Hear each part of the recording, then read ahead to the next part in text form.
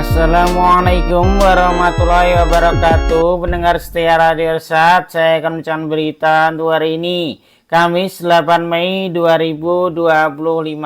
Sari berita penting. Pungli di jembatan Sungsang warga Sarolangun, Jambi diamankan polisi dalam operasi pekat. Berita kedua, Kasatpol PP Bungo diduga korupsi honor dan anggaran BBM. Berita ketiga, Kejari Pasaman naikkan status kasus dugaan korupsi dana donasi gempa. Berita selengkapnya. Seorang warga desa Arengkiling, Kecamatan Mandiangin, Kabupaten Sarolangun, Jambi, bernama Ibrahim alias Ahim, diamankan polisi usai kedapatan melakukan pungutan liar pungli di sekitar jembatan Sungsang Selasa 6 Mei 2025 malam. Penangkapan tersebut merupakan bagian dari pelaksanaan operasi pekat 2 Siginjai 2025 yang digelar Polres Sarolangun untuk memberantas penyakit masyarakat seperti pungli, premanisme, dan kejahatan lainnya, kejahatan jalanan. Direktur Reserse Kriminal Umum di Kreskrimum Polda Jambi, Kombes Pol Manang Subekti, membenarkan penangkapan tersebut. Ia menyebutkan bahwa unit opsional Satreskrim Polres Sarolangun bertindak cepat setelah menerima laporan dari masyarakat yang merasa resah dengan aksi pungli yang marak terjadi di jembatan tersebut. Begitu menerima informasi dari warga, tim segera menuju ke lokasi dan mendapati pelaku tengah melakukan pungli. Ia langsung diamankan dan dibawa ke Mapolsek Mandiangin untuk diperiksa lebih lanjut, ujar Kombes Pol Manang alias Pak Bray, Rabu 7 Mei 2025. Dalam penangkapan itu, polisi menyita barang bukti berupa uang tunai dari hasil pungli dengan maksimal puluhan ribu rupiah dan pecahan 10.000 rupiah, 5.000 rupiah, dan 1.000 rupiah. Meski jumlah uang yang diamankan tidak besar, namun praktik pungli ini dianggap meresahkan warga dan masuk dalam kategori tindak pidana ringan yang tetap harus diberantas. Penindakan ini dilakukan berdasarkan surat perintah nomor 55 nomor ST garis miring 322 garis miring 4 Romawi garis miring OPS titik 1.3 2025 tertanggal 29 April 2025 yang menjadi dasar pelaksanaan operasi pekat 2 Siginjai di wilayah hukum Polda Jambi. Operasi seperti ini akan terus digelar demi menciptakan rasa aman di tengah masyarakat. Kami juga mengimbau masyarakat agar tidak ragu melapor jika menemukan aksi serupa, tegas Kombes Pol Manang alias Pak Bray. Sumber berita Tribun News. Berita kedua, Kasatpol PP Kabupaten Bungo, Khaidir Yusuf, ternyata diduga tidak hanya melakukan korupsi atas honorarium anggotanya saja saat mengamankan Pilkada Bungo beberapa waktu lalu. Informasi yang didapat dari salah satu pegawainya menyebutkan Khaidir Yusuf juga diduga melakukan korupsi dengan pengadaan bahan bakar kendaraan operasional kantor Satpol PP Bungo. Dugaan korupsi ini sudah terjadi dari 2 tahun lalu, di mana pengadaan bahan bakar jenis Declight, namun yang dibeli bahan bakar bersubsidi, ujar sumber yang minta tidak disebutkan namanya. Rabu 6 Mei 2025, dijelaskan sumber tersebut untuk mendapatkan bahan bakar bersubsidi, Khaidir Yusuf memerintahkan anak buahnya untuk melakukan langsir dengan menggunakan mobil pemadam kebakaran. Jadi secara aturan mobil pemadam ini dapat mengisi BBM bersubsidi, makanya dilakukan langsir menggunakan mobil pemadam. Jadi selisih harga inilah yang dikorupsi oleh Kasat, sebut sumber tersebut. Dikatakan sumber tersebut tempat pengisian solar bersubsidi hasil langsiran mobil pemadam ini dilakukan di kantor pemadam kebakaran. Ada 10 unit mobil operasional yang menggunakan solar subsidi ini. Jadi ada 10 unit mobil operasional di kantor Satpol PP. Salah satunya adalah mobil operasional pengawalan terhadap Bupati Bungo. Kami berharap aparat dapat mengusut dugaan kasus ini, tutupnya. Saat dikonfirmasi terkait adanya dugaan korupsi ini, Kasatpol PP Bungo Khaidir Yusuf mengatakan besok kita konfirmasi lagi. Pihak SPBU PAL 9 diduga terlibat dalam kasus dugaan korupsi BBM di kantor Damkar.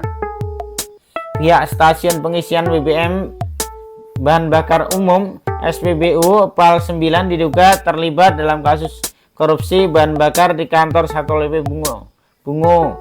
Hal ini disampaikan oleh salah satu pegawai Satpol PP. Salah satu pegawai Satpol PP tersebut minta namanya tidak disebutkan atau ditulis, bahwa pihak Satpol PP Bungo bisa mendapatkan bukti pembelian bahan bakar minyak BBM jenis Declight dari pihak SPBU.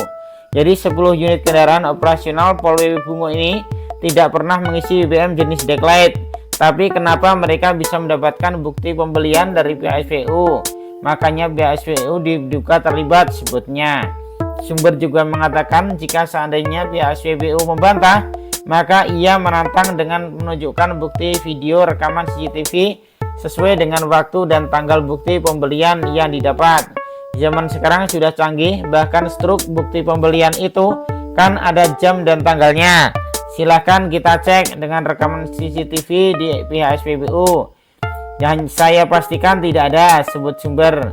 Dengan adanya dugaan aksi korupsi yang dilakukan oleh penegak hukum dapat turun tangan oleh pimpinannya ini, sumber meminta agar aparat penegak hukum dapat menindaklanjuti masalah ini.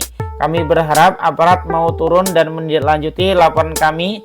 Jika terbukti, kami minta semua pihak yang terlibat termasuk pihak SPBU mendapatkan hukuman yang adil, tutupnya. Sumber berita Sidak Pos. Berita ketiga, Kejaksaan Negeri Kejari Pasaman menaikkan status kasus dugaan pidana korupsi dana donasi atau sumbangan gempa tahun 2022 dari tahap penyelidikan ke tahap penyidikan.